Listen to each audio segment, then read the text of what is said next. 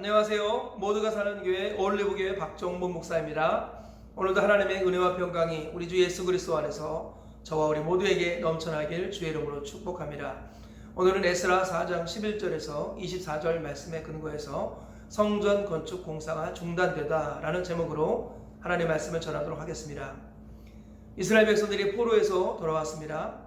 스룹바벨과 여호수아의 지도하에 성전 건축을 시작합니다. 그때 사마리아 사람들이 우리도 함께 하자라고 제안했을 때 단호하게 거절합니다.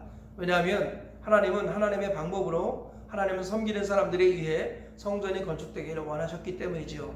그러자 제안을 거절당했던 사마리아 사람들을 특별히 방백 르흠과 서기관 심세가 성전 건축을 방해합니다.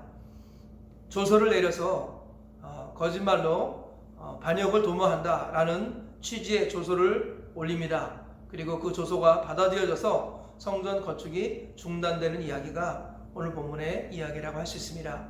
이 말씀을 통해서 우리가 얻을 수 있는 교훈을 살펴보도록 하겠습니다. 첫째로는 언제든지 방해자는 있다라는 것입니다. 하나님의 일을 할 때 아무것도 방해하는 세력이 없이 평탄하게 될 것이다 라는 생각 자체가 착각이죠. 하나님의 일을 할 때는 반드시 고난이 있고 어려움이 있습니다. 모든 역사를 보면은 하나님의 일들을 방해하는 세력들이 항상 있어 왔습니다. 하나님이 계시지만 마귀도 있다라는 거예요. 물론 모든 신 위에 뛰어나신 이는 하나님밖에 없습니다. 그러나 하나님께서는 악인도 악한 날에 적당하게 하신다고 악을 통하여서도 하나님의 일을 이루어 가십니다. 그래서 때로는 하나님의 사람이 하나님의 일을 할 때에도 악한 세력들이 방해한다는 것을 성경은 항상 말씀하고 있습니다. 그러므로 우리가 주의를 할 때 항상 방해자가 있고 항상 장애물이 있다는 것을 염두에 두어야 합니다. 그리하여서 방해가 있을 때, 고난이 있을 때 어떻게 그것을 극복할 것인가를 미리 염두에 두고 시작을 하는 것이 지혜라고 성경은 말씀하고 있습니다. 여러분, 수리형 인생이 되고 싶습니까? 정비형 인생이 되고 싶습니까? 고난을 미리 예측하고 앞으로 있을 어려움들을 미리 준비하는 정비형 인생이 될 때 실제 고난이 찾아오면 쉽게 극복하고 이길 수 있습니다. 하나님께서는 우리가 수리형 인생이 되지 말고 정비형 인생이 되라고 말씀하십니다. 두 번째로 오늘 말씀을 통해서 얻을 수 있는 교훈은 이익이 아니라 유익을 추구하라는 것입니다.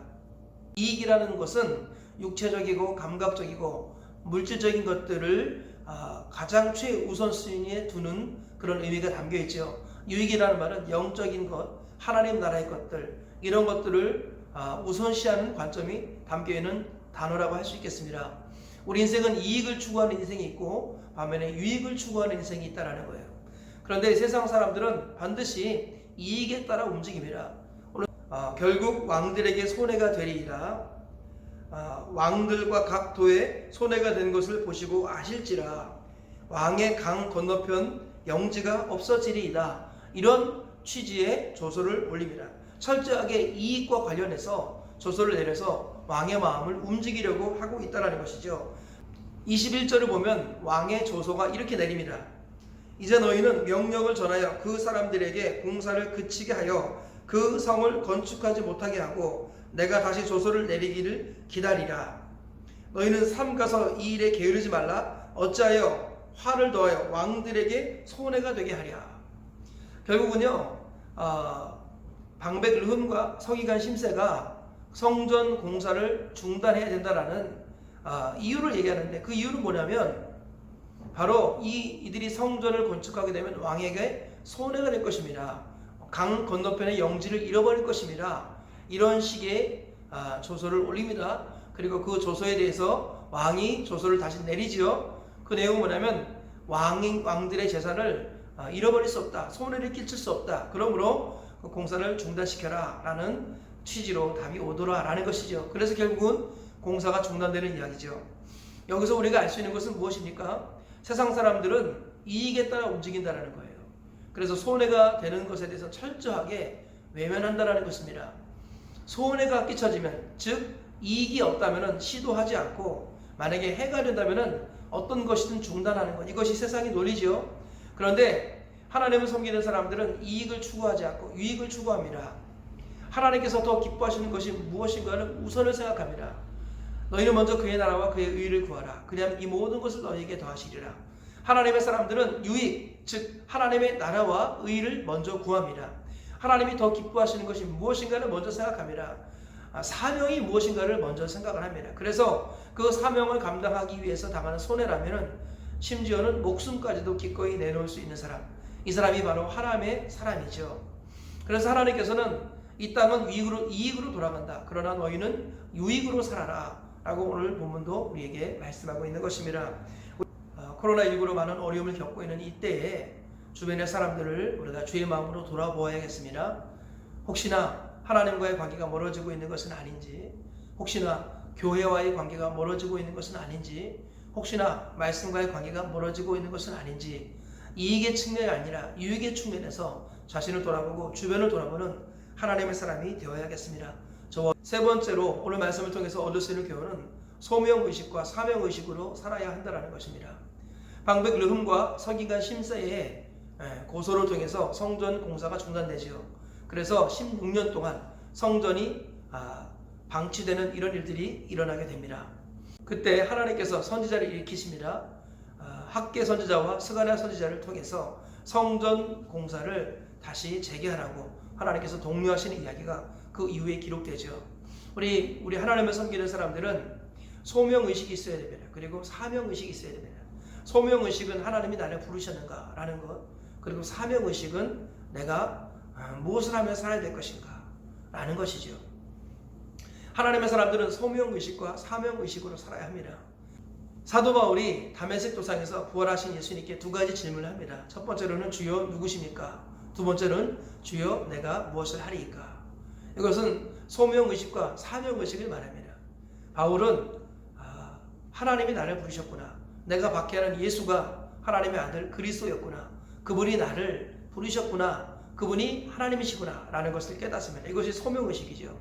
사명의식은 무엇인가? 이방의 빛으로 부름을 받았다라는 거예요. 그래서 이 사도 바울이 다메섹 도상에서 주님께 했던 두 가지 질문, 주여 누구십니까? 주여 내가 무엇을 하리까? 이 두 가지 질문을 항상 해야 된다는 거예요. 우리가 어떤 일을 할 때 고난이 찾아오고 어려움이 찾아옵니다. 그때 주님 누구시지요? 이 말은 뭐냐면 주님 내가 누구입니까? 주님이 나를 부르셨습니까? 소명의식을 점검하라는 것입니다. 그래서 하나님께서 나를 부르셨다는 확실히 있으면 우리는 다시 일어나는 힘이 있습니다. 그리고 사명의식, 주여 내가 무엇을 하리까? 이 상황에서 내가 할 수 있는 것이 무엇입니까? 하나님께서 나에게 맡겨주신 일이 무엇입니까? 사명의식을 분명히 하면 우리는 다시 일어날 수 있는 힘이 있다는 것입니다. 하나님께서는 환경과 상황으로 살지 말고 소명과 사명으로 살라고 말씀하십니다. 소명의식이 분명하고 사명의식이 분명하면 고난은 결국은 극복합니다. 그리고 아무리 하나님의 일이 중단되었다 할지라도 소명과 사명으로 살면 다시 시작할 수 있다는 것입니다. 이 사실을 기억하시고 우리 모두가 하나님께서 우리에게 고난을 주시고 시련을 주시고 어려움을 주셔서 우리가 하던 일들이 잠시 중단될 때가 있죠. 예배가 중단될 때가 있고 양육과 훈련이 중단될 때도 있고 헌신이 중단될 때도 있습니다. 심지어 전도도 중단될 때가 있습니다. 이럴 때 소명과 사명을 점검해야겠습니다. 하나님이 나를 부르신 것이 분명한가? 하나님이 나에게 일을 맡기신 것이 분명한가? 소명은 무엇이고 사명은 무엇인가? 점검하시면서 소명의식과 사명의식을 통해서 다시금 하나님의 일을 재개할 수 있는 힘이 우리에게 공급되는 은혜가 있기를 주의 이름으로 축복합니다. 말씀의 결론을 맺겠습니다. 오늘 말씀을 통해 세 가지를 나누었습니다. 첫째로 무엇을 하든 어디를 가든지 사명자에게는 장애물이 있다는 것입니다. 그러므로 미리 장애가 있을 것을 염두에 두고 수령 인생이 아니라 정병 인생으로 살라고 주님 말씀하십니다. 두 번째로는 이익을 추구하지 말고 유익을 추구하라고 말씀합니다. 눈에 보이는 것이 최우선이 아니라 보이지 않는 하나님의 나라와 의가 먼저 되는 우리 모두가 되어야겠습니다. 세 번째로 소명의식과 사명의식으로 살라고 말씀하십니다.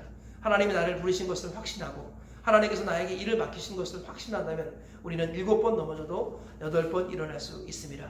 세 가지를 기억하시면서 오늘 하루를 사시고 평생을 살아내시길 주님의 이름으로 축복합니다.